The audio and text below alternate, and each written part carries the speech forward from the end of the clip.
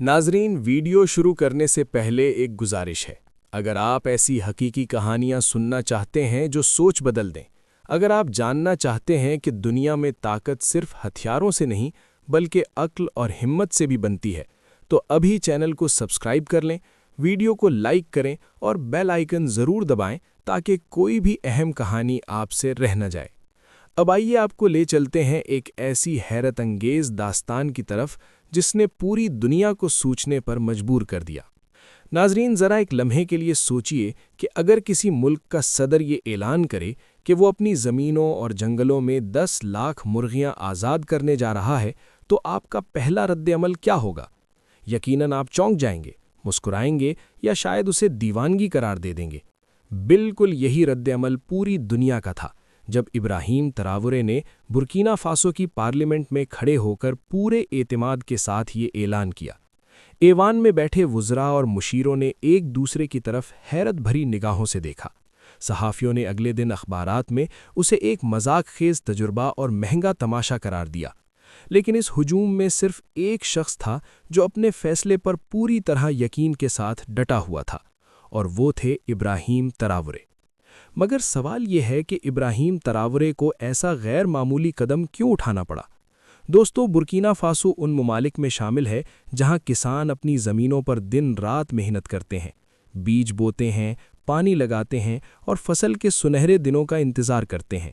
لیکن جیسے ہی فصل پکنے کے قریب ہوتی ہے، آسمان پر سیاہ بادلوں کی طرح ٹڈی دل اور کیڑوں کے لشکر نمودار ہو جاتے ہیں۔ یہ حشرات چند گھنٹوں میں پورے کے پورے کھیت کو چٹ کر جاتے ہیں اور کسانوں کی مہینوں کی محنت مٹی میں ملا دیتے ہیں۔ ذرا تصور کیجئے کہ ایک کسان اپنی بیوی بچوں کے ساتھ دن رات محنت کرے اور صبح آنکھ کھلے تو کھیت میں ہریائی کے بجائے صرف خشک مٹی اور تنکے باقی ہوں۔ یہی منظر برکینا فاسو کے ہزاروں دیہات میں عام تھا۔ لوگ مجبور تھے کہ یورپ سے درآمد شدہ مہنگے کیمیکلز خریدیں۔ یہ زہریلے اسپرے وقتی طور پر کیڑوں کو تو ختم کر دیتے تھے، مگر ساتھ ہی زمین کی زرخیزی بھی چھین لیتے اور پانی کو آلودہ بنا دیتے۔ کسان قرضوں میں ڈوبتے جا رہے تھے اور ہر نئی فصل کے ساتھ ایک نیا خوف جنم لیتا تھا کہ نہ جانے کب ٹڈی دل دوبارہ حملہ کر دے۔ بین الاقوامی امدادی ادارے وعدے تو کرتے تھے، مگر ان کے حل سست، مہنگے اور بیوروکریسی کے شکنجے میں جکڑے ہوتے تھے۔ ابراہیم تراورے نے محسوس کیا کہ اگر وہ اسی پرانی پالیسی پر چلتے رہے تو برکینا فاسو ہمیشہ بیرونی طاقتوں کا محتاج رہے گا۔ اسی لیے انہوں نے فیصلہ کیا کہ ایک ایسا حل تلاش کیا جائے جو افریقی ہو، قدرتی ہو اور سب سے بڑھ کر دیر پا ہو، اور وہ حل تھا مرغیاں۔ جی ہاں، وہی عام سی مرغیاں جنہیں لوگ صرف انڈے اور گوشت کے لیے پالتے ہیں۔ تراورے کی نظر میں یہی ملک کو بچانے والی فوج تھی۔ ان کے ذہن میں ایک سادہ مگر زبردست خیال آیا: اگر ٹڈی دل اور کیڑے ہماری فصلیں کھا رہے ہیں تو کیوں نہ ایسے پرندے چھوڑ دیے جائیں جو دن رات انہی کیڑوں کو کھا جائیں۔ آپ کو یہ جان کر حیرت ہوگی کہ ایک عام مرغی روزانہ سینکڑوں کیڑے مکوڑے کھا جاتی ہے۔ ٹڈی، کیڑا، سنڈی اور دیگر حشرات مرغی کے لیے بہترین خوراک ہیں۔ اب اگر ایک مرغی سینکڑوں کیڑے کھا سکتی ہے تو 10 لاکھ مرغیاں کیا کچھ نہیں کر سکتیں؟ یہ ایک قدرتی فوج تھی جسے کسی ہتھیار کی ضرورت نہیں تھی۔ اس کی سب سے بڑی طاقت اس کی بھوک تھی۔ ابراہیم تراورے نے اعلان کیا کہ یہ صرف ایک زرعی منصوبہ نہیں بلکہ ایک جنگ ہے، ایک ایسی جنگ جو کیمیکلز یا مشینوں سے نہیں بلکہ قدرت کی طاقت سے لڑی جائے گی۔ انہوں نے کہا، یہ مرغیاں ہمارے سپاہی ہیں، یہ ہمارے کھیتوں کی محافظ ہیں اور یہ ہماری زمین کی زندگی ہیں۔ اور ناظرین، تراورے کی سوچ یہاں ختم نہیں ہوئی۔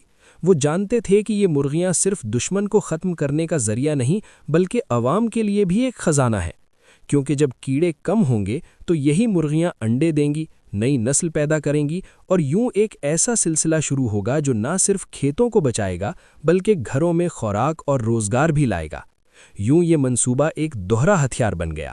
ایک طرف مرغیاں کھیتوں کی حفاظت کرنے لگیں اور دوسری طرف یہی مرغیاں انڈے اور گوشت فراہم کر کے خاندانوں کے لیے پروٹین کا سب سے سستا ذریعہ بن گئی۔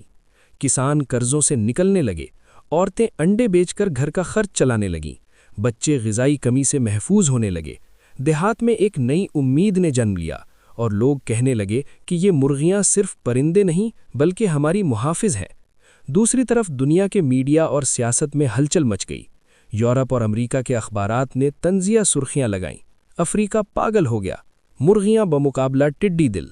تجزیہ کاروں نے کہا کہ یہ غریب ملک اربوں روپے مرغیوں پر ضائع کر رہا ہے۔